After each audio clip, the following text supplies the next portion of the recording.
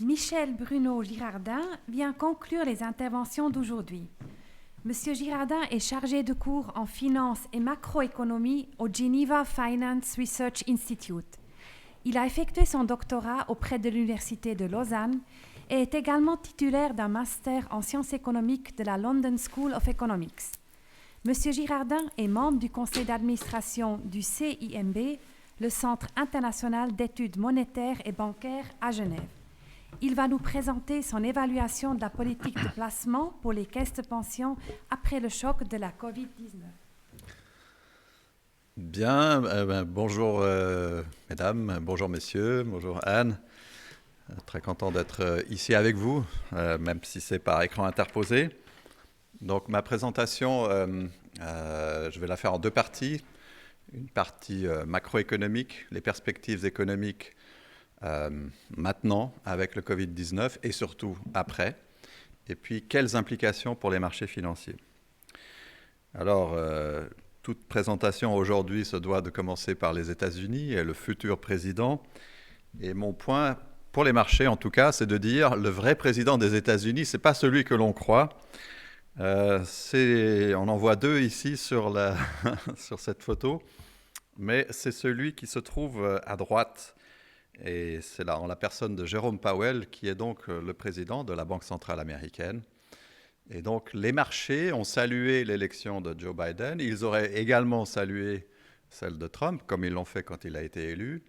Et finalement, on s'aperçoit que peu ou prou, ce n'est pas tellement la couleur rouge ou bleue de la présidence des États-Unis qui a un impact sur les marchés, mais beaucoup plus de savoir si on va laisser ces marchés se comporter comme ils le doivent, tout en respectant les règles. Donc, s'il ne va pas y avoir trop d'interventionnisme. En cela, le fait que Joe Biden ait été élu, bon, ça reste encore à confirmer. Évidemment, on connaît tous l'histoire, Trump ne veut pas partir, etc. Mais voilà, le 20 janvier, on aura un nouveau président. Mais on aura probablement aussi un Sénat qui sera divisé et qui sera un Congrès qui sera divisé avec le Sénat qui sera probablement républicain. Mais ça aussi, paradoxalement, ça a été pris comme une bonne nouvelle. Alors, c'est une moins bonne nouvelle sous l'angle de la croissance parce que Joe Biden, qui ne jure que par l'augmentation des dépenses publiques pour relancer la croissance, on va lui mettre un peu les bâtons dans les roues au Sénat. Donc il y aura un tout petit peu moins de croissance que prévu avec Biden et un Sénat républicain, mais enfin, ça va être quand même une politique qu'on peut qualifier de gagnant-gagnant, win-win, en ce sens qu'il va y avoir une stimulation de la croissance, et de l'autre côté, la politique de Joe Biden de vouloir taxer les grandes fortunes et les entreprises ne pourra peut-être pas aussi facilement être implémentée. Donc c'est que du bonheur pour les marchés financiers. Marché financier, avant d'en parler, l'économie globale, évidemment qu'il faut, pour les perspectives macroéconomiques, faire un point sur le Covid. On se doit d'en parler. Donc voilà, c'est un graphique qui montre une évolution de quelque chose qui n'est pas très réjouissant, mais c'est le nombre de décès, il faut en parler, c'est le nombre de décès qui sont liés au Covid par million d'habitants. C'est plus important, à mon sens, de regarder le nombre de décès que le nombre de cas, parce que le cas, il y a un biais qui est évident. Plus on teste, plus on a de cas. Donc là, il y a un biais. Alors ici, sur cette courbe, vous voyez qu'en général, elles ont toute l'allure que l'on doit avoir, que l'on souhaite avoir, c'est-à-dire une forme logarithmique, quelque chose qui monte, mais après se stabilise. Alors on a une courbe tout en bas, qui est celle de la Chine, en rouge.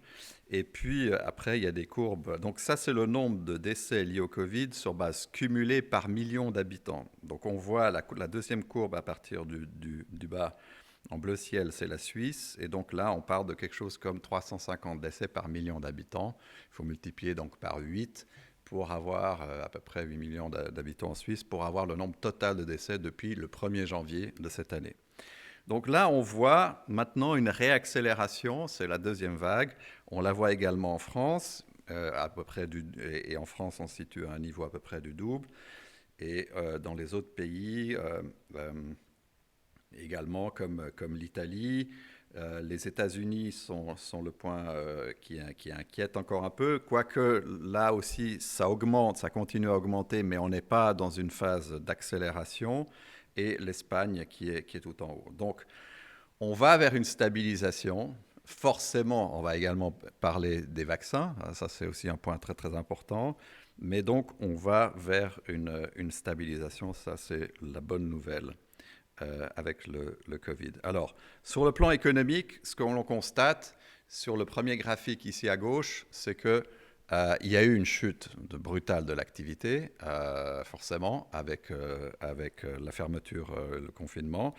Donc là, ce qu'on voit, la courbe en rouge, sur le premier graphique à gauche, vous montre l'utilisation des capacités productives aux États-Unis. Et en fait, il y a une comparaison qui est faite avec des récessions précédentes. Et ce qu'on constate, c'est que, vous voyez, la courbe en rouge, là, elle décroche brutalement. Donc là, chute très marquée de l'activité, mais après, ça se reprend. On reviendra sur la forme de ces reprises, on parlera des différentes formes que l'on envisage, les V, les L, les I, les W, et j'en passe. Donc, ce qu'on a constaté, très très forte baisse de l'activité, mais ensuite ça se reprend, et aujourd'hui, vous le voyez, on revient sur un sentier qu'on pourrait qualifier de normal pour la sortie de la récession.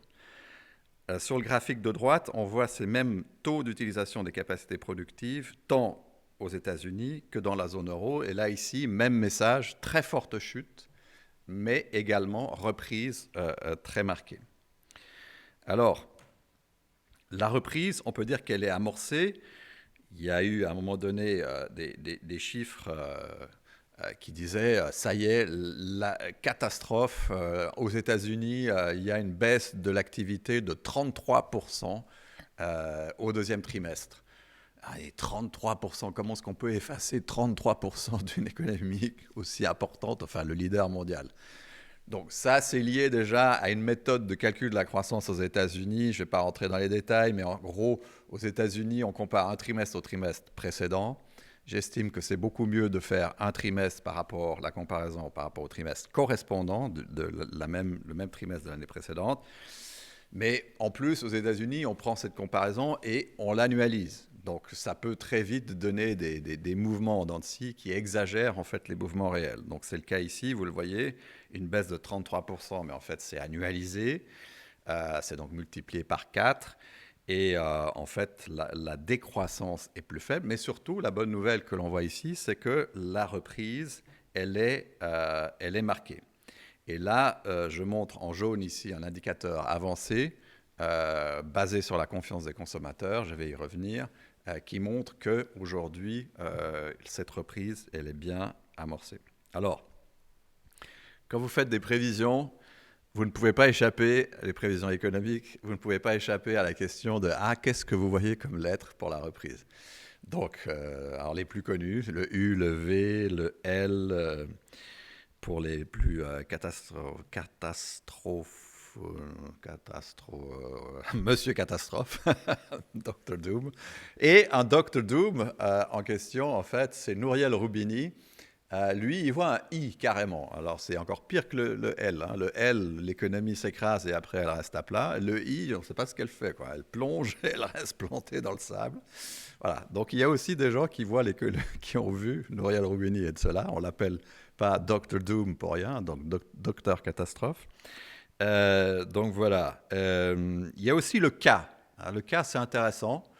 Le cas, en l'occurrence, c'est Joe Biden qui le met en avant.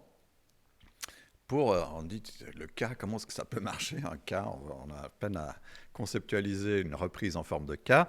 Mais en fait, le cas, c'est pour indiquer qu'il y aura une économie qui va se reprendre pour une partie, pour une couche de la population, et puis pas pour une autre. Donc ça, c'est la thèse de Joe Biden qui dit oui, il y a une reprise, mais c'est la reprise pour des gens qui ont une bonne formation. Et par contre, il n'y a pas de reprise dans les bas salaires, dans les emplois qui ne sont pas qualifiés. Alors, Pour ma part, j'ai regardé un peu plus en détail les chiffres là. C'est vrai qu'il y a quelque chose qui ressemble un petit peu à ça aujourd'hui aux États-Unis, mais quand même, il ne faut pas exagérer. Je pense que les différences, il y a des écarts, bien sûr, mais quand on aura un vaccin, ces écarts, ils vont se normaliser. Et je pense que les écarts ici entre ceux qui sont en reprise et ceux qui ne sont pas, c'est beaucoup plus en termes de secteur qu'il faut regarder qu'en degré de formation. Alors, donc, pour ma part, j'estime que... Alors, il y a des gens qui disent « Ah oui, mais ça sera en W ». On parle aujourd'hui beaucoup d'une sortie en W, c'est-à-dire qu'il va y avoir un relapse, hein, comme on dit, un retour vers la récession. Et il y a un économiste aux États-Unis, Stephen Roach, qui dit oui, si on regarde les 11 dernières récessions, 8 se sont faites sous la forme d'un W. Alors quand j'ai regardé ça, j'ai dit waouh, il faut que je regarde parce que ça m'interpelle. Donc imaginez si on vous dit il y a une sortie de la récession, mais dans 8 cas sur 11 et 11 sorties de récession aux États-Unis, il y a eu un retour à la récession entre deux. Et là, de nouveau, en fait, c'est ce qui est montré sur ce graphique ici, c'est lié à la manière qu'utilisent les Américains de définir une récession. Ils prennent toujours donc un trimestre par rapport au trimestre précédent. S'il est négatif une fois et qu'il y a un deuxième trimestre qui est négatif aussi sur une base trimestre sur trimestre, ils disent paf, c'est la récession. Je réponds volontiers après à vos questions ou je vous envoie volontiers une explication plus détaillée que je trouve que ce n'est pas une bonne méthode. Comme je disais avant, on exagère les mouvements. Et ici, en plus, c'est encore plus sérieux, on peut décréter qu'il y a une récession alors que c'est un simple ralentissement. C'est un exemple que je montre à mes étudiants à l'université. Et voilà, donc moi je regarde beaucoup plus la courbe en jaune, qui est un trimestre par rapport au même trimestre de l'année précédente. Et sur cette base-là, il n'y a même pas besoin d'avoir 2 trimestres négatifs qui se suivent pour décréter la récession, un seul suffit. Et là, ce qu'on constate, c'est que la dernière sortie de récession, elle n'a pas un W comme sur la courbe en Bordeaux, mais elle est plutôt en forme de V. Aujourd'hui, le choix, c'est beaucoup plus en termes de V ou de U. Le V, c'était le président Trump qui disait « c'est clair qu'on va avoir une reprise en forme de V ». Et Joe Biden, lui, alterne entre le K et le U. Pour ma part, je vais vous présenter une autre variante qui est une forme, alors en français en plus ça marche très très bien, c'est le VU. Mais je vais y revenir. Alors, ce qu'il faut quand on fait des prévisions, évidemment, c'est regarder les États-Unis et puis plus précisément le consommateur. La consommation aux États-Unis, c'est 2/3 de l'économie américaine. Les États-Unis, c'est à peu près 22% de l'économie mondiale. Donc, le consommateur américain pèse en gros 18% de l'économie mondiale. Donc, il faut regarder ce qu'il fait, il faut regarder comment est-ce qu'il se porte, s'il est confiant, s'il va dépenser davantage pour savoir si l'économie mondiale va aller mieux. Donc, lorsqu'on regarde la croissance de l'économie mondiale, vous la voyez ici sur la courbe en bleu, on voit qu'il y a un lien très marqué avec les dépenses des ménages aux États-Unis. Et donc, cette reprise qui ressemble quand même beaucoup à un V aujourd'hui, on est toujours en négatif, mais moins, et on verra que ça suffit pour donner confiance au marché. Et donc là, ce mouvement va de pair aussi avec la reprise de l'économie mondiale. Alors, je regarde un indicateur, j'en ai construit un qui marche très très bien pour prévoir l'entrée et surtout, ce qui est beaucoup plus important, la sortie de la récession aux États-Unis. Et cet indicateur est basé sur ces 2 courbes que vous voyez ici, à savoir en jaune, eh bien, c'est la consommation, la confiance des consommateurs, et elle est montrée sur l'échelle à droite de cette courbe. Et puis, en Bordeaux, vous voyez ici le taux de chômage. Et le taux de chômage ici, il est sur une échelle à gauche, mais inversée. Donc, la chute que vous voyez de la courbe, là, ce n'est pas une chute du chômage, en fait, c'est une montée du chômage. Vous voyez qu'avant le Covid, on était à 4%, et là, on est passé à près de 15% tout en bas. Mais maintenant, la courbe remonte, ça veut dire que le chômage rebaisse. Donc, je les ai mis en parallèle. Pourquoi ? Parce que quand l'idée, c'est simple, si le chômage diminue, la confiance augmente. C'est pour ça que j'ai mis ces 2 courbes, mais avec des échelles inversées pour le chômage. Donc là, sur cette base-là, j'ai construit un indicateur et je dis en fait que lorsqu'on veut prédire l'entrée en récession de l'économie américaine, il suffit de comparer la confiance des consommateurs. Mais je dis, ce n'est pas en niveau qu'il faut le regarder, comme le font beaucoup de gens, c'est plutôt en variation annuelle. Et sachant que pour une économie, lorsque les consommateurs sont complètement euphoriques, si tout d'un coup, ils ne sont plus euphoriques, mais simplement positifs, mais que ça fait un écart de plus de 20% entre ces deux niveaux, ça suffit pour déclencher une récession. Donc c'est plus les changements dans la confiance des consommateurs qui importent, plus que le niveau de cette confiance. Et sur cette base-là, j'ai développé un indicateur qui marche très très bien, vous le voyez ici.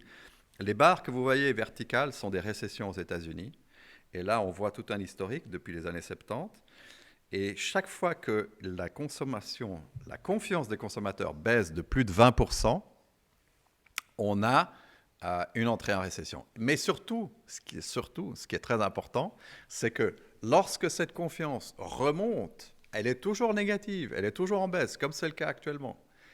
Mais elle repasse au-dessus de ces 20%, de cette barre, de cette baisse de 20%, ça suffit pour décréter la fin de la récession. Et c'est ce qu'il faut également pour que les marchés reprennent à bien performer, les marchés actions.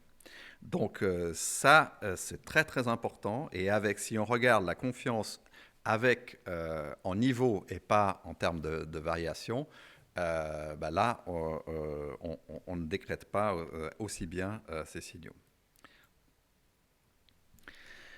Alors, dans la zone euro, on a le même indicateur qui témoigne aussi de cette reprise. Et là aussi, c'est la même chose. Vous voyez, les barres ici sont les récessions.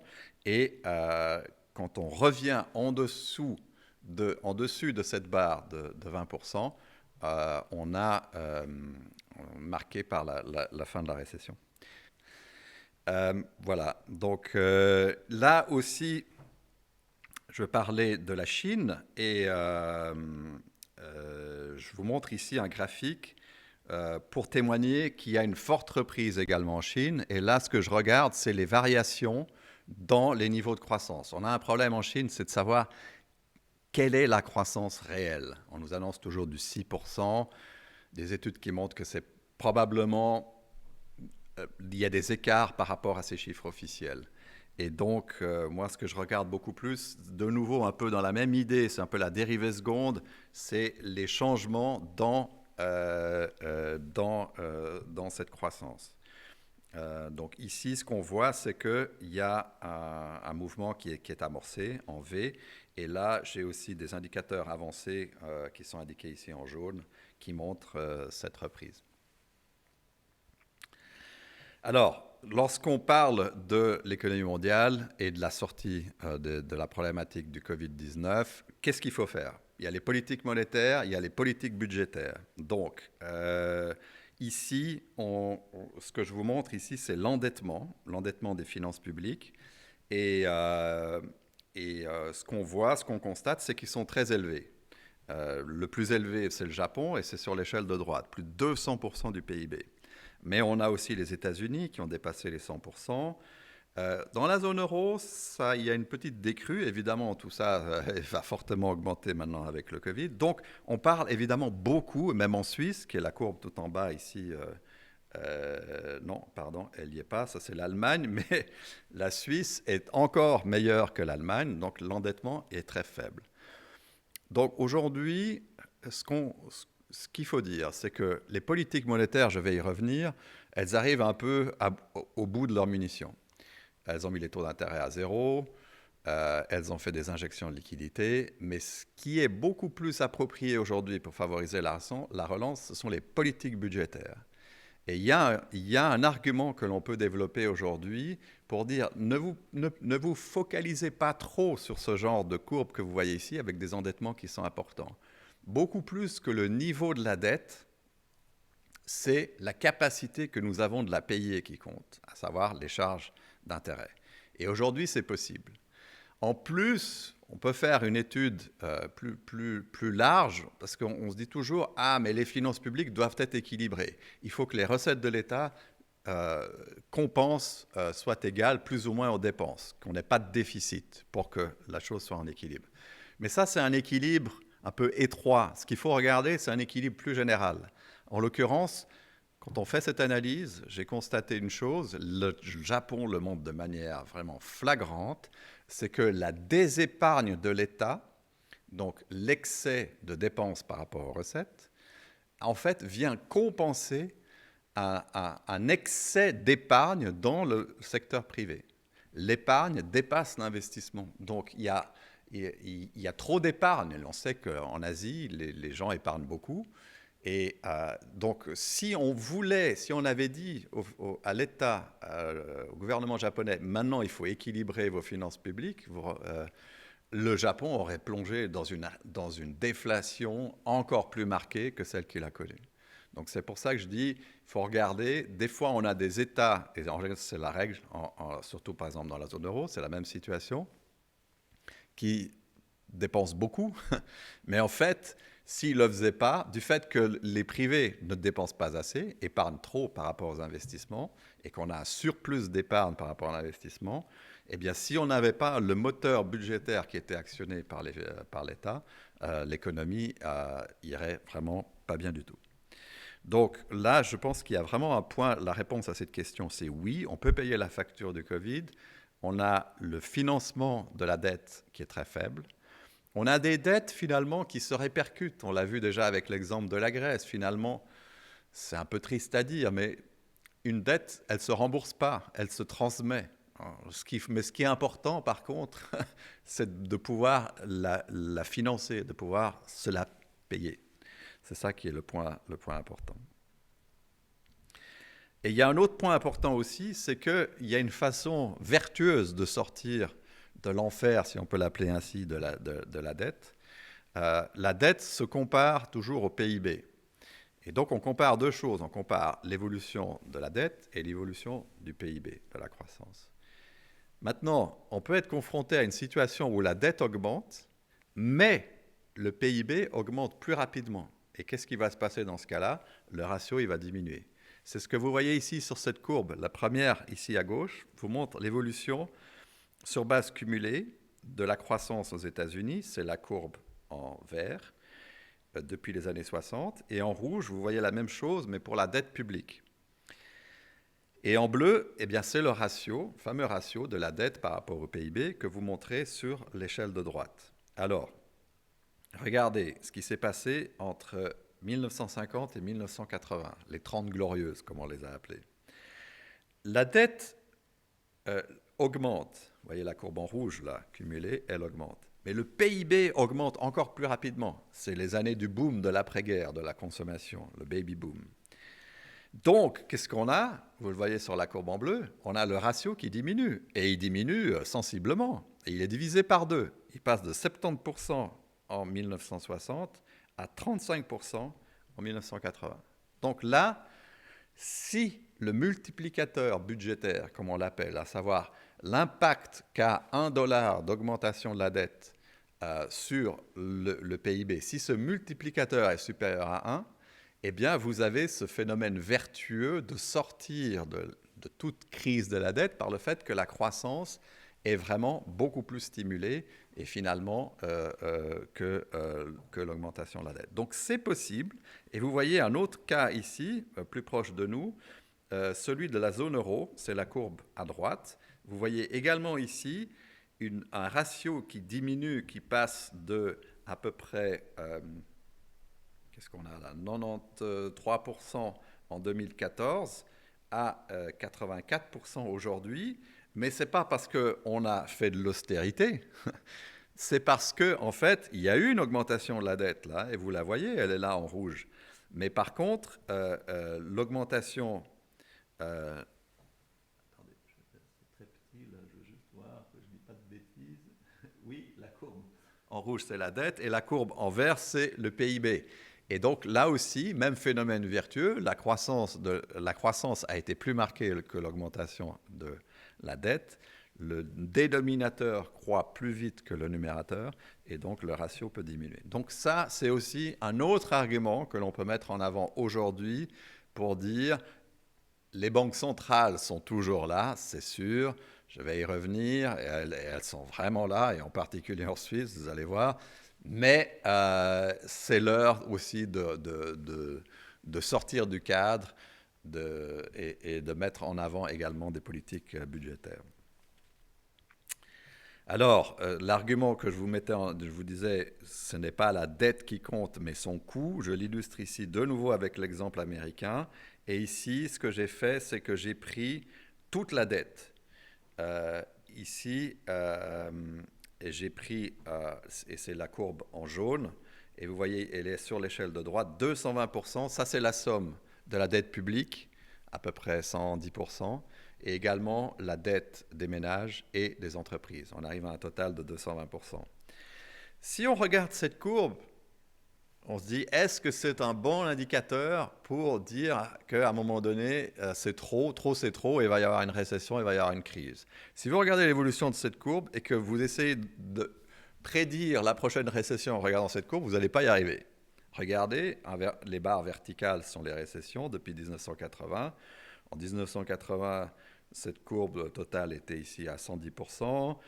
Après, on a eu une récession en 91, on était à 160. Voilà, ça fait que augmenter.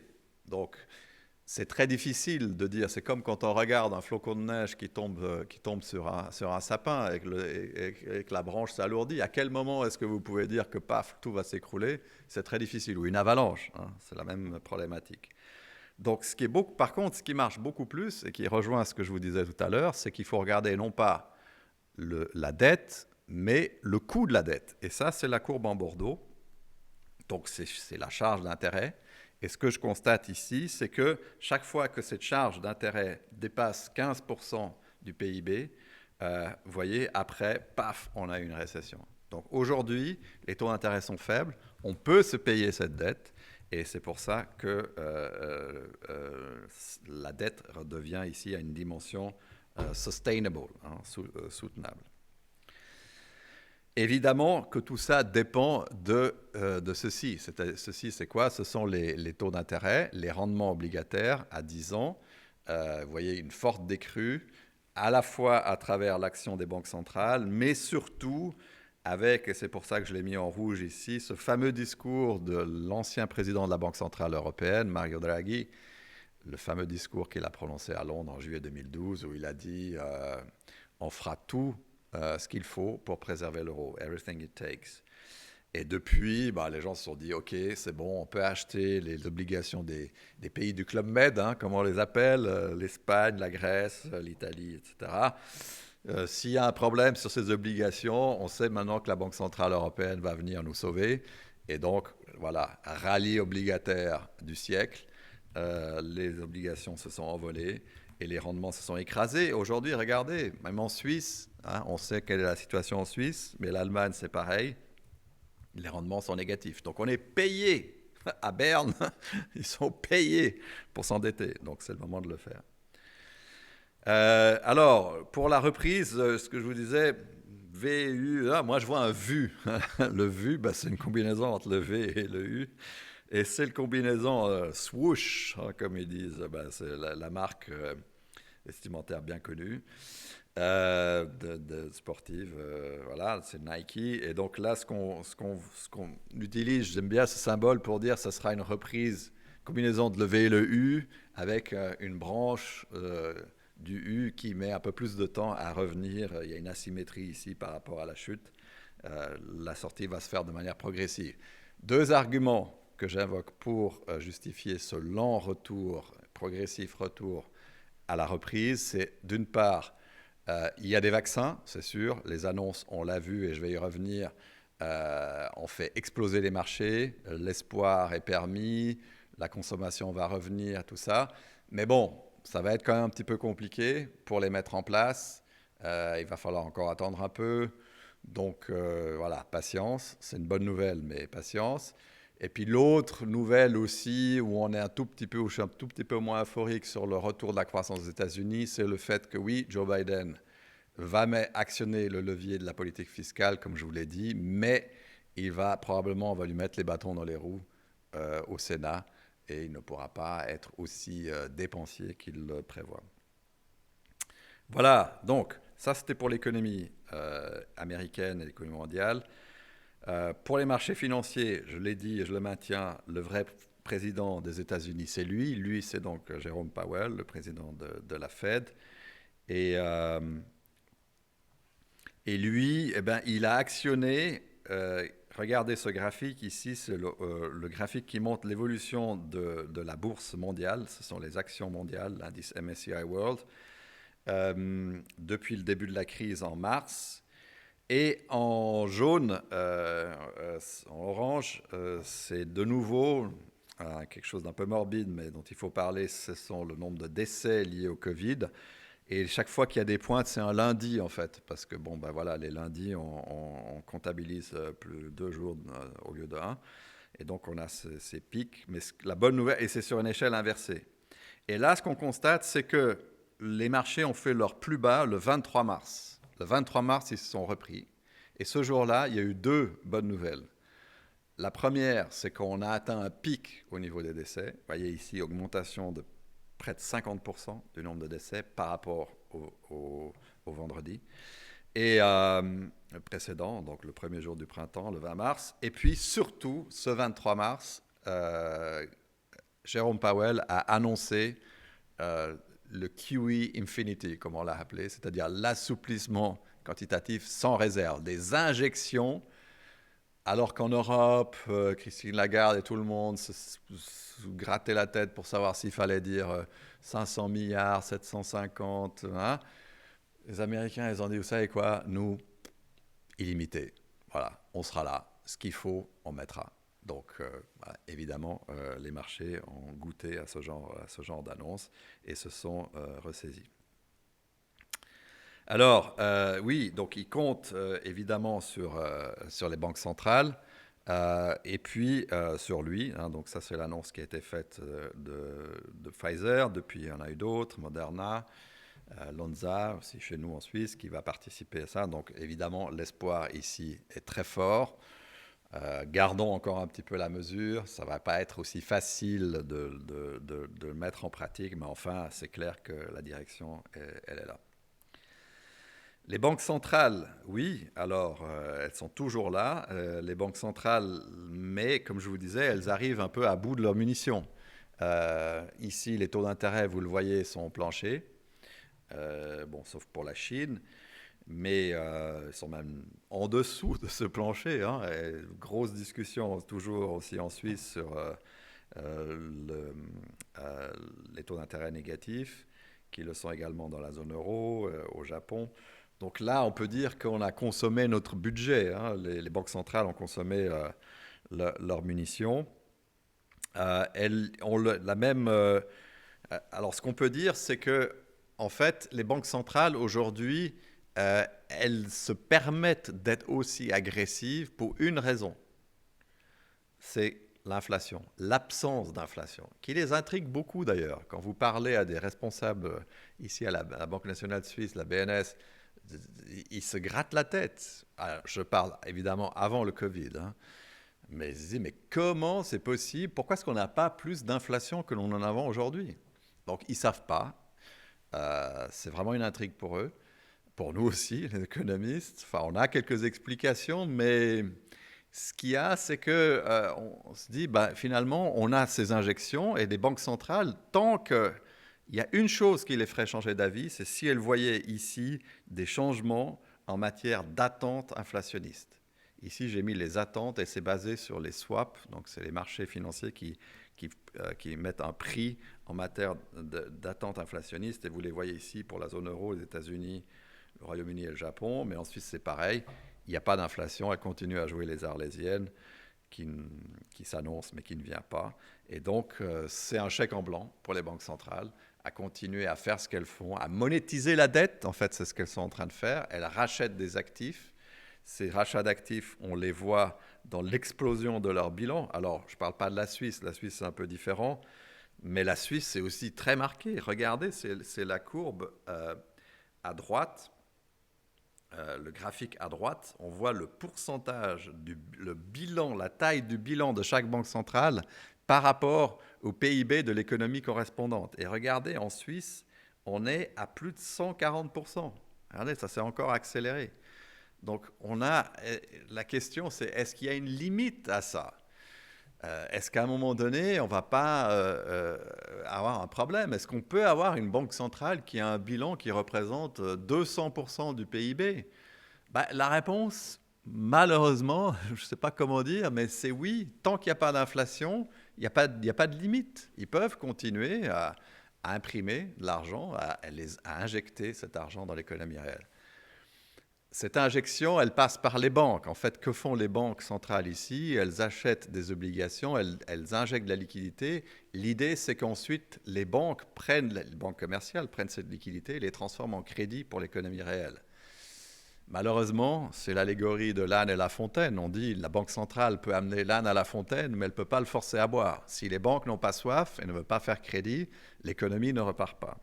Et c'est exactement le problème que l'on a aujourd'hui. Ces injections massives des banques centrales n'ont pas beaucoup d'effet sur l'économie réelle parce que ça passe par le crédit et les banques sont très frileuses en matière de crédit, en général.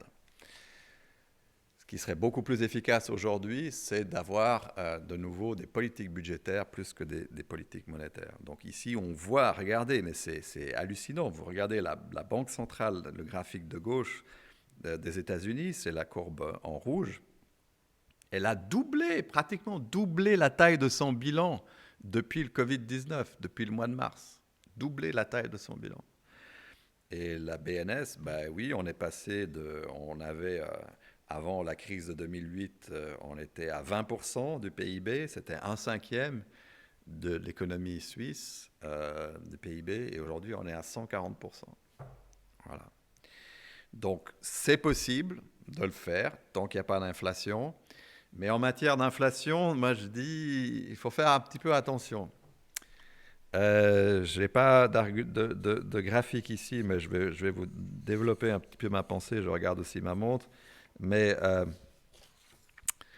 je dis en matière d'inflation, il y a 3 types pour moi. Il y a la bonne, il y a la brute et il y a la truande. La bonne inflation, c'est celle qui est liée à une économie qui marche trop bien. C'est la surchauffe. De cette inflation-là, toutes les banques centrales en rêvent. C'est facile quand on a une inflation où tout le monde dépense trop d'argent, achète des biens immobiliers, achète des Porsche Cayenne, des chalets à Verbier. Voilà, c'est facile de régler cette inflation-là. Il suffit de monter les taux d'intérêt à 5, 7, 8, 10, 15, 20% s'il faut, et cette consommation-là va baisser et cette inflation-là va baisser. C'est exactement ce qui s'est passé aux États-Unis au début des années 80. Après, il y a la brute. La brute, elle est liée à l'évolution du prix du brut.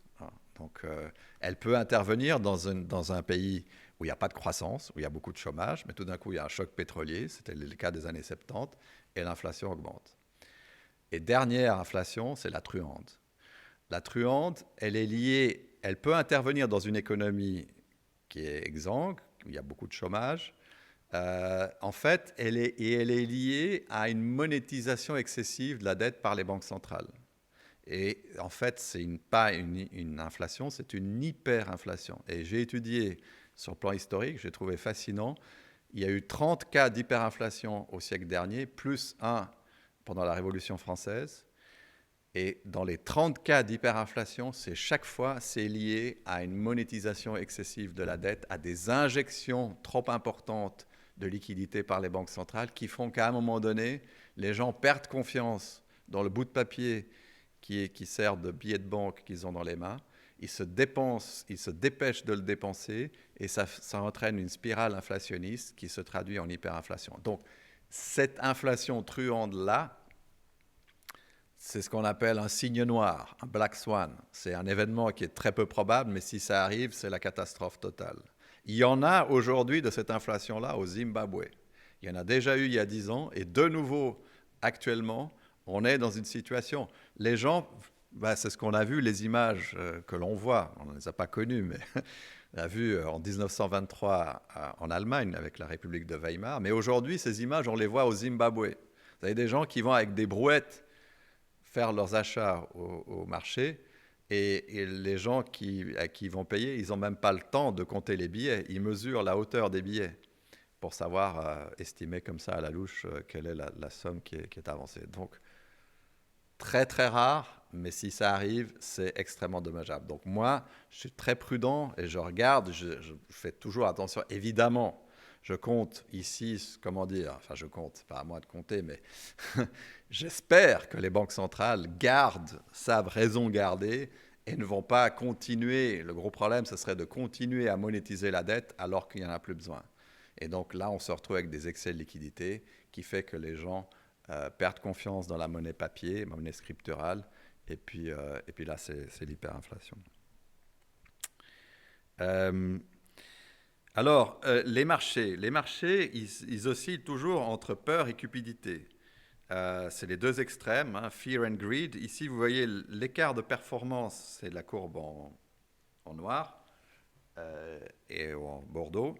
Et ce sont des écarts de performance entre les actions et les obligations. Quand on atteint 30% de surperformance, je définis cette zone comme une cupidité excessive, greed.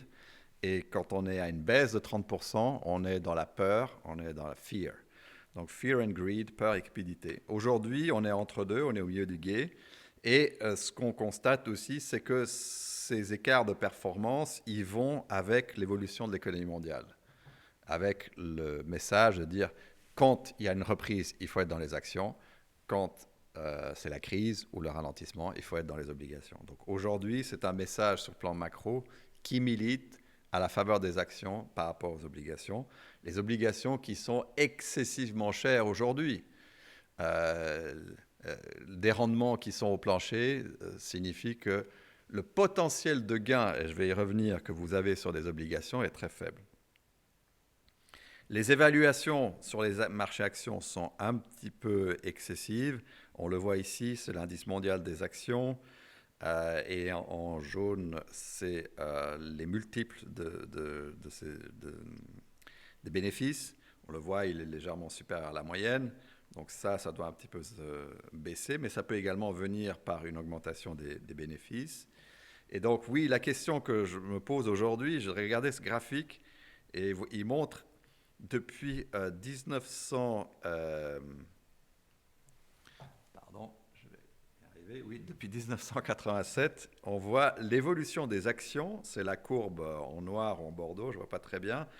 Et puis en orange, c'est les obligations.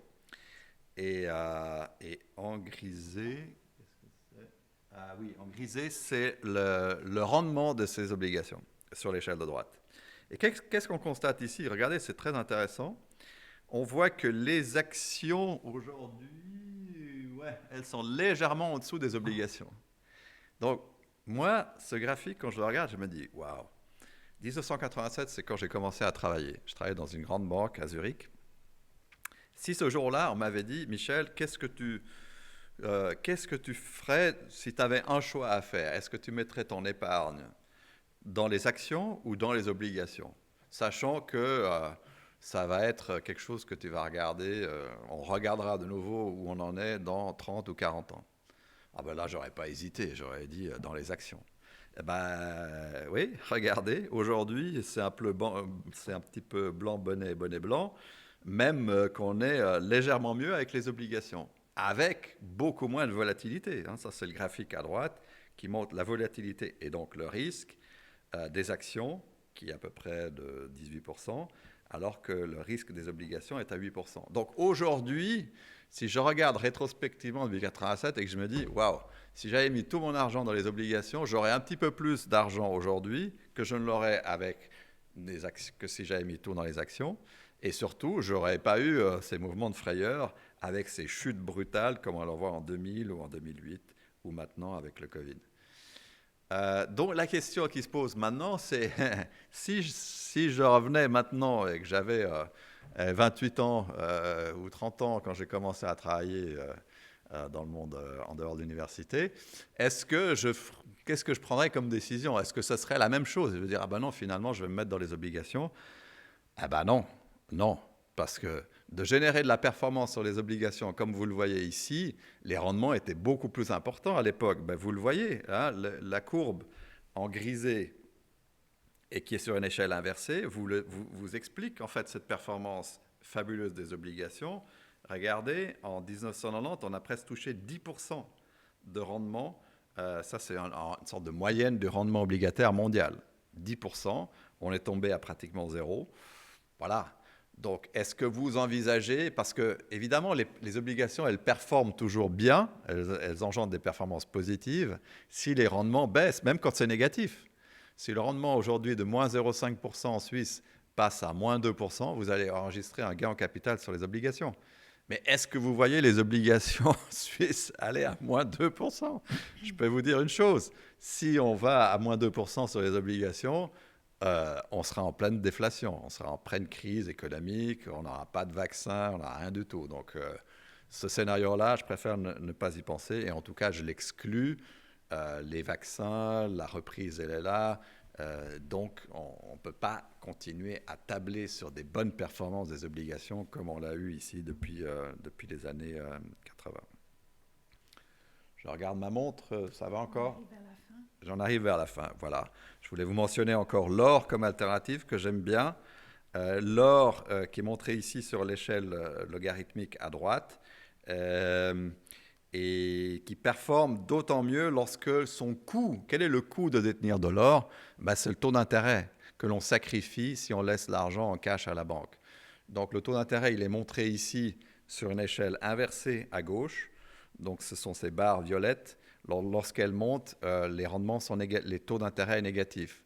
Donc aujourd'hui, le taux d'intérêt est négatif, ça signifie qu'on est un petit peu comme les rendements obligataires négatifs, on est payé pour s'endetter. Ici, on est payé pour détenir de l'or. On n'a pas de coût d'opportunité. C'est pour ça que c'est une bonne alternative à considérer dans ces placements. Alors là, je vais passer très rapidement sur une question plus philosophique, je dirais, avec l'apparition du vaccin. On a vu un mouvement d'une rotation très très importante où on sort d'un style qu'on connaît bien qui est le style croissance avec les valeurs technologiques, les Amazon, les Netflix, les Facebook du genre, les titres de croissance comme Nestlé, tout ça, croissance en termes défensifs, pour tout d'un coup dire il faut s'intéresser aux value stocks, aux valeurs cycliques. Et regardez ici, si vous voyez le ratio entre le MSCI, l'indice value et l'indice growth, on est au plus bas au niveau mondial. Et donc là, c'est quelque chose à mettre en parallèle avec la croissance. L'apparition du vaccin ici va nous obliger à réfléchir à une rotation, un changement très important, à réaménager les portefeuilles, beaucoup plus sur des choses qu'on a plus de difficultés à acheter. Ce sont des secteurs cycliques, c'est l'automobile, c'est l'aviation. Voilà, ce sont des titres, j'ai mis un exemple suisse ici, vous voyez, Nestlé, c'est aussi une action de croissance, mais la croissance en termes défensifs, un titre défensif qui donne des résultats de manière régulière. Et ici, UBS tout en bas.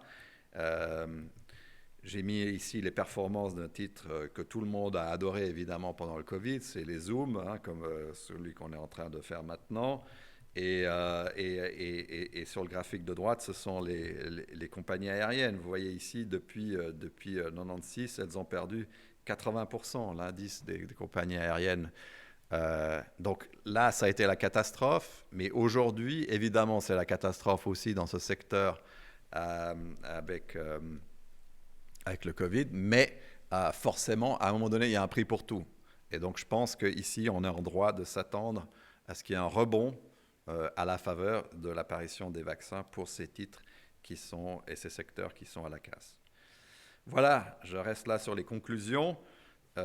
Récession, c'est clair. Covid, il n'y a pas de miracle. Il ne faut pas être un devin pour le prédire. Mais par contre, sévère et courte. Relance budgétaire favorable. Enfin, vous voyez, une reprise en vue pour moi. Banque centrale sont là, mais attention à ce signe noir dont je vous parlais, de l'inflation truande. Peu attractives, les actions aujourd'hui, elles sont beaucoup montées, elles sont un petit peu chères, mais ça reste la classe d'actifs à privilégier pour le long terme. Et cette rotation avec l'apparition du vaccin vers ce style value, ça ne va pas être facile à faire. Acheter des titres cycliques, des automobiles, des airlines, des compagnies aériennes, ça va être quelque chose de beaucoup plus un véritable défi. Et les actifs réels, l'immobilier et l'or constituent toujours des alternatives diversifiantes. Voilà, j'en reste là. Je vais vous montrer peut-être juste une dernière petite chose. Je vais vous demander si vous constatez ici quelque chose d'étrange. J'ai pris ces deux logos de Nike sur le net. Et en fait, vous pouvez faire l'expérience, vous pouvez comparer le logo de droite avec le logo de gauche, le noir, l'orange au noir, et vous constaterez que la branche dans le noir remonte légèrement au-dessus de la branche à gauche. Et ce qui n'est pas le cas dans le logo en orange. Donc j'ai peut-être signalé à Nike qu'ils ont un problème au niveau de leur image. C'est pas très bon ça d'avoir des logos qui n'ont pas tout à fait la même graphique. Tout ça pour dire que selon le logo que l'on regarde, on peut se dire qu'on va revenir peut-être juste un petit peu en deçà de ce que nous avons connu avant le Covid-19, ou peut-être juste un peu au-dessus. Merci beaucoup. En guise de conclusion de vos propos, je voudrais ramener toute cette problématique au deuxième pilier. Ma question donc, dans une crise telle que celle en cours actuellement, les experts en matière de placement conseillent de maintenir l'allocation de placement choisie et de ne pas entrer dans un activisme néfaste. Que conseillez-vous actuellement aux caisses de pension suisses en matière de placement? Oui, c'est vrai que si le gros problème quand on a des marchés comme on les a eus avec ce Covid, c'est qu'on est d'abord tombé dans la peur excessive. Maintenant, on est dans l'euphorie excessive. On sait beaucoup. Donc, si on essaye de courir après les marchés, ça va être un peu difficile. Donc, la meilleure chose qu'on puisse faire pour une caisse de pension, c'est de se focaliser sur son allocation stratégique et de réduire ces mouvements tactiques qui peuvent avec toute la volatilité que nous avons sur les marchés, si on court derrière, surtout pour une caisse de pension, parce que les changements au niveau de politique doivent être implémentés avec un conseil, peut-être avec l'aide d'un consultant. Donc ça prend du temps pour être implémenté, et donc on risque d'être toujours en train de courir après un train qui a déjà reparti dans une autre direction. Je vous remercie beaucoup. En guise de conclusion de la mise au point 2020, je vous invite à faire un petit voyage dans le temps. Aujourd'hui, nous sommes le 20 novembre 2020. Il y a 35 ans, c'est-à-dire le 20 novembre 1985, Microsoft publiait sa première version de Windows, intitulée Windows 1.0. Depuis, Microsoft a régulièrement sorti des actualisations, c'est-à-dire des révisions permanentes de son système d'exploitation. La version actuelle porte le nom de Windows 10. Dans le courant de ce développement, Microsoft a aussi émis des versions qui ont eu moins de succès, telles que Windows Vista et Windows ME. Il y a 35 ans également, cependant c'était le 1er janvier et non le 20 novembre, la loi sur la prévoyance professionnelle LPP entra en vigueur, appelons-la LPP 1.0. Depuis, on tenta à plusieurs reprises d'émettre, tout comme Microsoft l'a fait pour Windows, de nouvelles versions de la LPP, plus modernes et mieux adaptées aux réalités du moment. Au début 2004, la première révision de la LPP réussit et entra en vigueur en 3 étapes. Appelons-la LPP 2.0. Depuis, l'actualisation de la LPP se fit plus difficile.